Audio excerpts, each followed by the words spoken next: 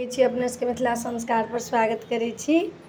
अपने सबके केहन छी, की कुशल मंगल छी। हमरा सबके कनी स्थिति ठीक नहीं छलैए, ताहि दुआरे अपना सबके बहुत किछु नहीं देलहुँ, ताहि त्रुटिके लेल क्षमा मंगै छी।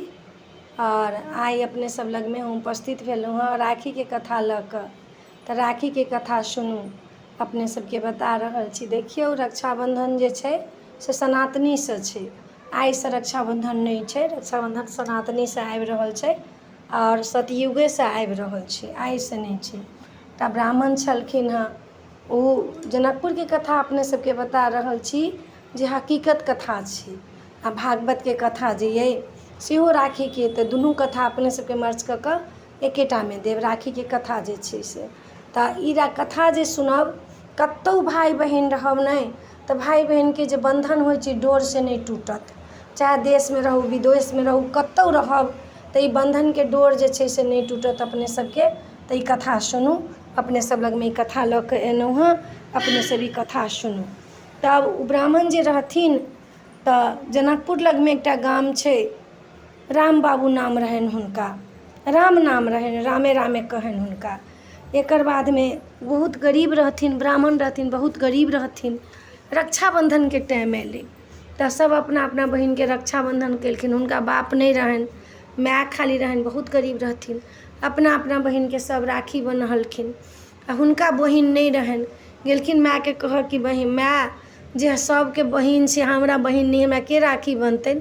अहाँ किनका पूजा करै छियै? किशोरी जीके पूजा करथिन, हुनकर माँ जानकी जीके।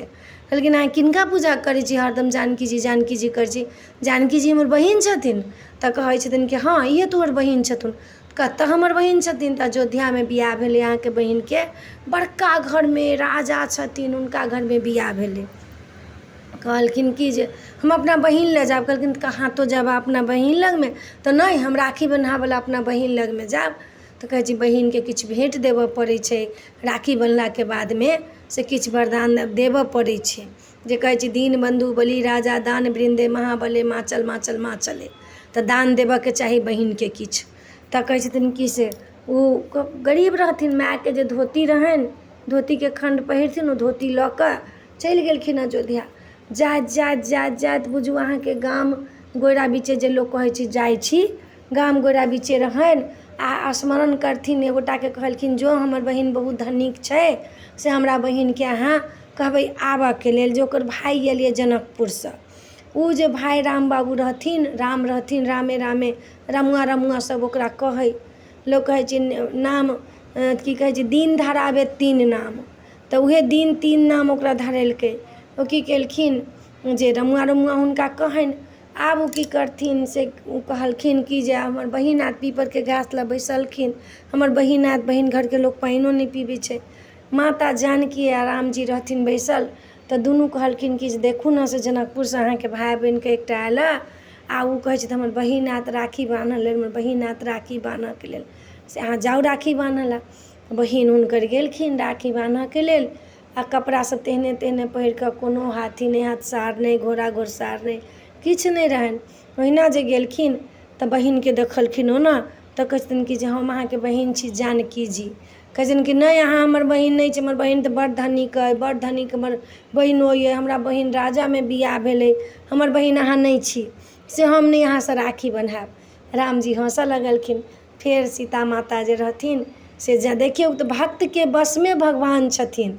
एकटा जे छथिन ब्राह्मणके बच्चा आएल श्रद्धा मोन लऽ कऽ जनकपुरसँ, तऽ ओ राखी बन्हबावला आबि गेलखिन हँ। फेर माता जानकी जे छथिन से सुन्दर सुन्दर कपड़ा पहिर कऽ, गहना गुड़िया पहिर कऽ, घोड़ा हाथीपर चढ़ि कऽ रामजी सने एलखिन हँ, सेना फौज सब लऽ कऽ हुनका राखी बन्हलखिन हँ।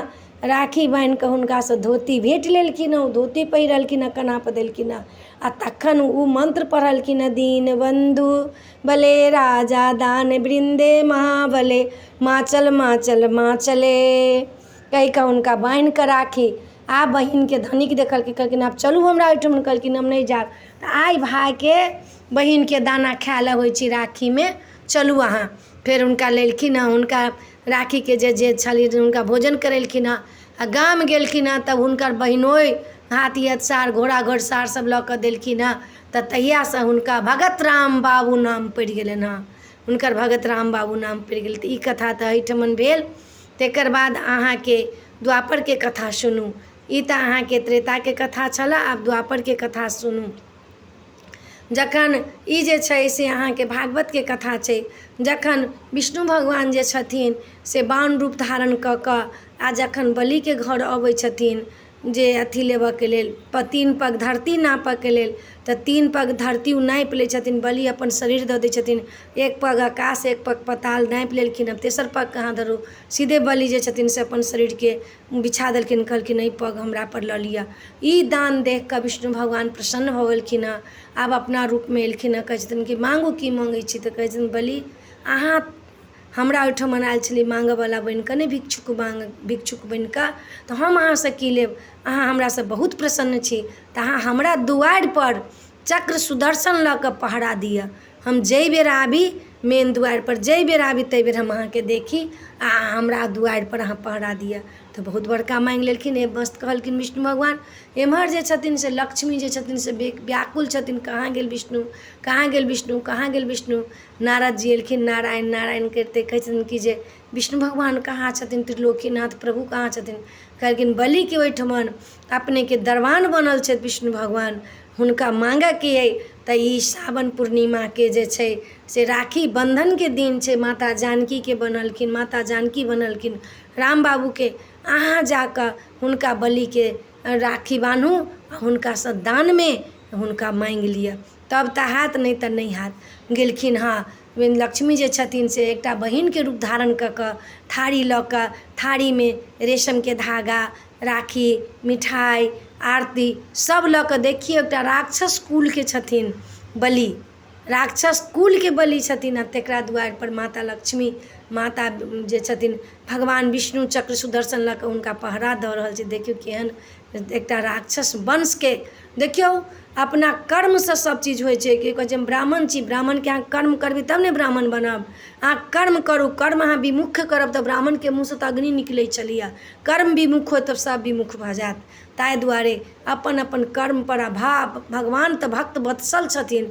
कि केलखिन हँ, माता लक्ष्मी जे छथिन से एलखिन हँ थारी लऽ कऽ। जखने एलखिन हँ भैया भैया भैया कहि कऽ, तऽ अहाँ के छी, तऽ हम अहाँके बहिन छी। लेकिन जे शुक्लाचार्य छथिन से समझि गेलखिन हँ, कहलखिन देखू अहाँके पहिलहु कहली जे ई बाण भगवान छथि, अहाँ नहीं मानली। अखनो जे आयलथि हँ से कोनो देवे चरित्र छनि। कहलखिन हमरा दुआरिपर हमर बहिन बनि कऽ आयल तऽ ओ देव रहथुन, चाहे दानव रहथुन, चाहे सती रहथुन, चाहे अनसुईया रहथुन, चाहे लक्ष्मी रहथुन, चाहे सरस्वती रहथुन, केओ रहथुन, हमरा राखी बान्हऽके दिन एलियै। चटसँ हाथ बढ़ा देलखिन हँ बलि। लक्ष्मी माता जे छथिन से राखी बनलखिन हँ, इहे मंत्र पढ़लखिन हँ, दीन बंधो बले राजा, दान वृंदे महाबले, माचल माचल माचले। ई कहि कऽ 3 बेर राखी बान्हि कऽ आ हुनका की केलखिन, आब कहलखिन हँ कि बर मांगू, आब हमरा दान दिअ। की दै छी तऽ सत्य करू, अहाँके संग हमरा संग कोन सत्य, सत्य करू। सत्य केलखिन हँ, कहलखिन दरबान जे चक्र सुदर्शन लऽ कऽ से हमरा दऽ दिअ। कहलखिन अहाँ अपना असली रूपमे आउ। तऽ लक्ष्मीके रूपमे आबि गेल। कहलखिन हाय धन्य भाग अइ बलिके जे विष्णु जे छै से चक्र सुदर्शन लऽ कऽ दरबान बनले, आ बहिन जे छै से लक्ष्मी बहिनके लक्ष्मी बहिन बनि कऽ हमरासँ राखी बान्हऽके लेल अयलथि हँ। आइ रक्षाबन्धनके वरदान दै छियै, जे केओ अपना बहिनसँ अपना हाथमे रेशमके धागा कच्चा धागाके राखी बनायत, हुनकर जे छनि से भाय बहिनके डोर कखनो नहि टूटतनि।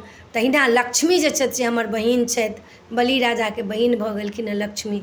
दरबानके लऽ कऽ विष्णु भगवानके लऽ कऽ माँगि कऽ गेलखिन अपना स्वर्गमे स्थान करऽ ला।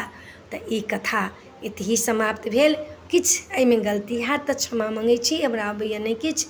नीक लागत तऽ हमरा कहब, सब्सक्राइब करब, लाइक करब, कहऽके नहि बिसरब। जय मिथिला, जय माता जी।